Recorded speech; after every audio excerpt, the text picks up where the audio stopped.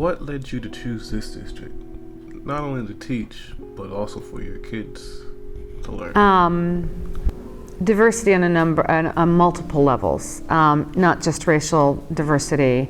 There's a cultural diversity here in Maplewood and South Orange. There's a religious diversity. There's a lifestyle diversity. And we had come from New York City, and I really highly prized the lifestyle of a New Yorker who you dealt with on a regular basis and what you were exposed to. So I really was looking for a community that would broaden my children's point of view of the world and what it was really like. And the Maplewood South Orange community really fit the bill.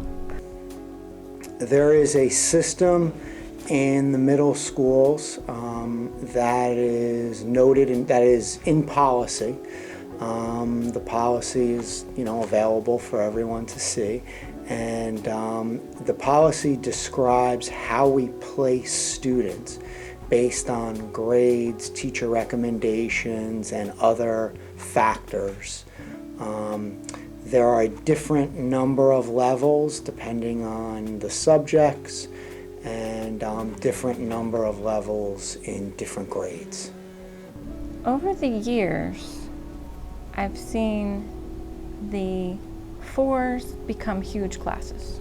There seems to be more and more kids put into the 4, what's considered the top. The level 3, as an 8th grade teacher now, the kids in 6th and 7th are not leveled. And so this is their first experience being leveled. And what I see with that, by de-leveling the 6th and 7th, the levels seem clearer in 8th. So when you have a level 4 group, it's clearly a top functioning group. The level 3 is kind of like the kids who do well, but there's a little less motivation. And the level 2 has become such a mix. It's, usually half special ed, so there's an in-class support teacher. And then it's just, a handful of kids who just don't seem to fit. There are individual cases of movement from level to level, but certain facts remain. And the fact is that AP has always been almost all white. When I got here, it's the same. 2 level is almost all black. That's remained the same. And 3 level is majority black, always has been. The difference that I've seen, there might be some movement, but honors looks roughly the same. I would say when I got here, my classes were 2/3 white and 1/3 black. I'm talking about honors. Now they're about half and half. But if the levels were supposed to function so that those kids who were so far behind got the help that they needed, why are they still far behind? And are you telling me literally that such a large concentration of black children in your community can't? And are you telling me with all confidence that such a large concentration of white students in the community just can? And do you really want to talk, and lots of people want to talk about this, they want to deracialize the conversation. No, let's talk about skills and pace and curriculum and no. Let's talk about all of the components of this system. Race being the one that most clearly marks the differences between the children. I mean, most of us moved to this district because we wanted to live in a diverse community. We recognized that this district, these 2 towns, Maplewood and South Orange, are very unusual in the United States. Very rare, unfortunately, for their racial integration, and we want to see them succeed. And we certainly are all hoping that we will find ways to close the racial achievement gap. There's nobody who's defending leveling with the goal of trying to maintain a racial achievement gap or something like that. There are just differences of opinion about what the best strategies are and what serves all of our students as well as possible. And they found that the percentages of students who were successful in pursuing a degree and earning a degree, there was a very high percentage of those students who were in level 4, 5, or 6 classes when they were in 11th grade. And that the students in 11th grade who were in level 2 or 3 classes, our relatively lower level classes, were not nearly as successful in earning their way towards a college degree. So I saw that data and I went to the board's policies, the district's policies, which have been in existence for decades probably. And I saw that level 3 was labeled college prep. And we have a level called college prep, but once students are done with it and they go to college, they're not able to be successful in earning a degree. So that really brought up not only a point of semantics, but a point of belief system and what level of expectations we have for our students, that we would tell students, okay, maybe you're getting a B in your level 3 class, it's college prep, you're doing fine. When really it's not preparing them to be successful in college later, which is the whole point.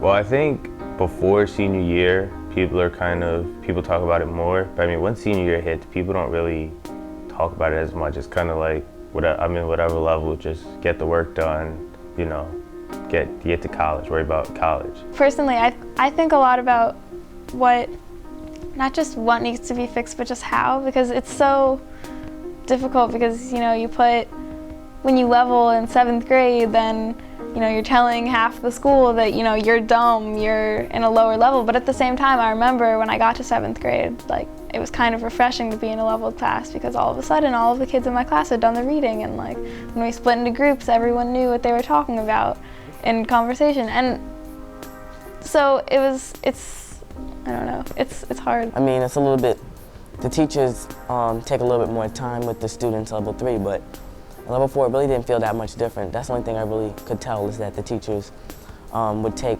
more time with level 3. Level 4 would move a little bit faster. So I think most people are more if you work hard, you'll go up, level. You go up a level 3, level 4. But some people are like, yeah, it's racist. The system is racist. But I think most people don't think that.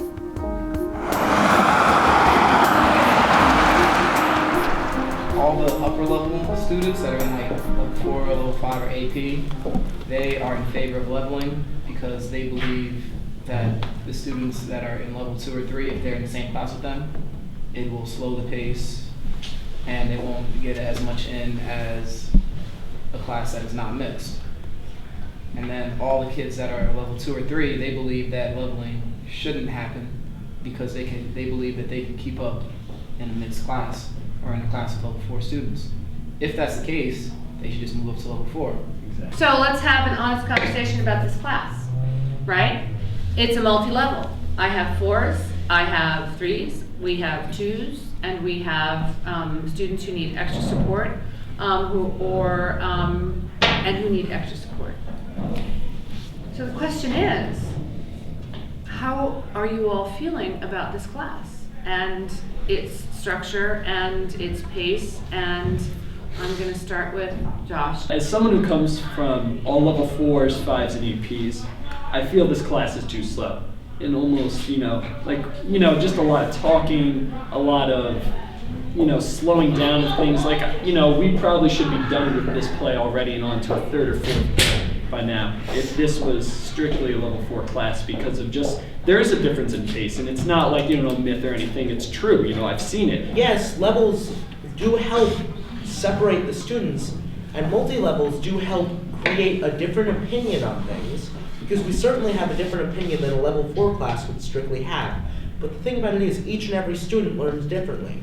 That's the reason why we. So then why put different learning paces together if everyone needs a different thing? There's only, in this classroom, 2 teachers and the most 1. They can, I'm not a teacher, but I'm sure it's extremely hard to get to adjust to all those individual needs of people. So that's why leveling, by singling out the different people, can get the different attention for the different intellectual levels. That's why it is the perfect idea. But not that it is that in practice, but in ideology, that's what it should be. Yes. But in real life, they're not going to take everyone who has an IQ of 130 and put them all in one building, and then everyone who has an IQ of 129 and put them in a different building. Everyone in real life moves at different paces and needs to move at different paces. I think that the thing I notice about the 2-level kids is that they're very, very beat down in a lot of ways. When you ask them to grapple with something truly intellectual, they have a lot to say, but they're not confident in what they say. And you can see it in their body language. You can see it in so many aspects of how they are. Whereas the honors kids are not shy about, especially the boys, you know, there's the other gender gap, but they'll say what they have to say. They're not always right, but they're confident. And I think everybody should be confident in what they say. I think it's like who you're around, like level 2 students. Like if they're in all level 2 classes, they're not going to be motivated. Yeah, because everybody's like looking around. It's the behavior. The guy next to you is going to be like he's not going to help you. He's going to be goofing off. But for instance, if you're in like a mixed class like this, if the guy next to me over there is like getting all A's, I'm not gonna want to be the only guy in the class. So you're saying it's mentality in the classroom where it's gonna kick up in people's mind that they're gonna like not want to be low. Like if you're gonna be you're gonna want to be high with the person. Like, but you have to deserve. You have to show that you deserve. It's gonna end up happening. Period. Because you're gonna be level. If you put a level 2 student next to a level 4 student, like the level 2 student is gonna like, I'm not gonna say like you're basically gonna look up at the level 4 student and be like, nah, I mean, I could do this. Like, why am I not doing this? So it's gonna click in his mind. He's gonna end up doing it. But if level 2 students can just like bypass all the distractions and like just not get. I'm saying that when you do like they work hard when you get into level 4. When you put level 2 and level 2, of course you're gonna get behavior problems. When you put level 2 and level 4 together, you're not gonna get it as much. So look at this class. That's not true at all. Okay, that's not true. Wait a minute. How many people have gotten in trouble in this class? What are you saying? People have been moved out of this class. Only one person. Only one person. You But I remember when I was first here, it was my second year, and I gave the kids, I was a US 1 class, I gave all my classes, 2, 3, and 4, this test. It was a literacy test given by the state of Louisiana to basically to prevent black people from voting. I didn't tell what the kids what it was about. I just said, this is a test, it's a reading test, you guys should all be able to pass. You know, it was unannounced, so I gave it. The honors kids diligently tried to answer these questions, which are designed to not be answered. It's a test that's designed to make people fail. So the honors kids were really sweating, they're really upset. They were like begging me not to count it, and I was playing like, no, it counts, it's a reading test, blah, blah. The 3 level kids, the classes, it was so interesting, they would give up and say, I remember one kid said, this is demoralizing. I can't pass this. And they just gave up. Now, the discussions that ensued, I think the 3 level kids and the 2 level kids just had much more to say. They just were able to, I don't know what it is, they were able to speak on a high level of this stuff. Even without the historical background, they can understand it. The honors kids were worried about their grades. And they, I think, are just more conditioned to play school better. They never come without a pen or a notebook and those kind of things, but not necessarily better thinkers. So I think when you really come down to like ability, intellectual potential, I think there's real equality across the board. The only messed up thing is, to me, is your GPA and how like the different levels affect it. Because like either way, you're getting the same work done, and like some kids work hard in level 2 or level 3, but they can't go to level 4. And either way, you're gonna struggle.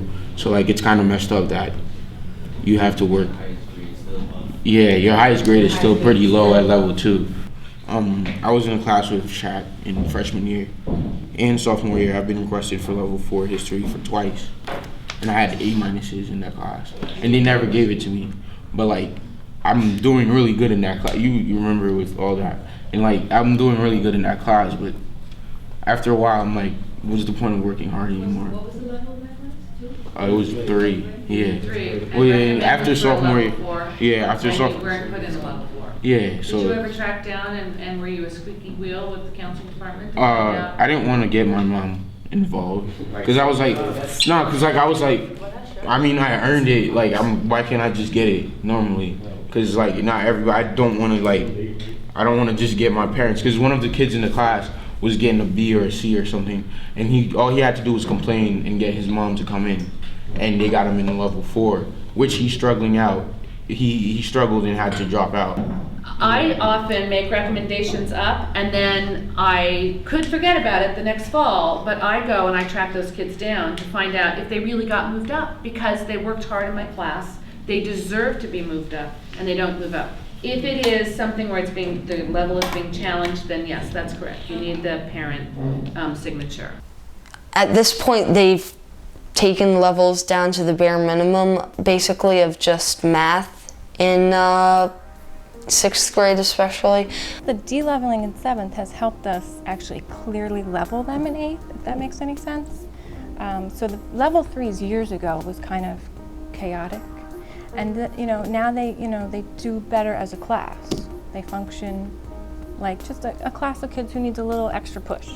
So I think they've actually kind of helped with behavior issues by de-leveling them in 6th and 7th and then in 8th keeping it level. For most people, when we talk about the gifted and talented programs being chipped away at, we're really talking about that foregone, archaic term, once upon a time called the level 4 class.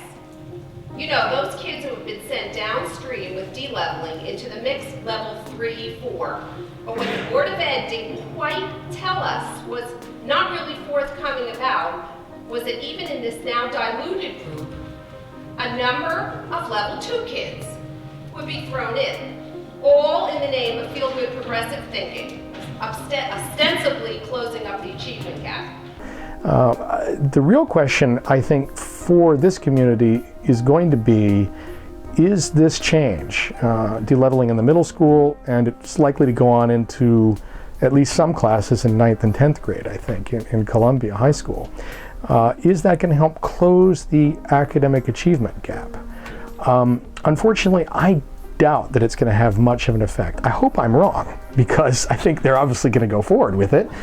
So I hope I'm wrong and that it does do some good. So much of the studies show that the racial achievement gap opens up early on in elementary grades. You already see it.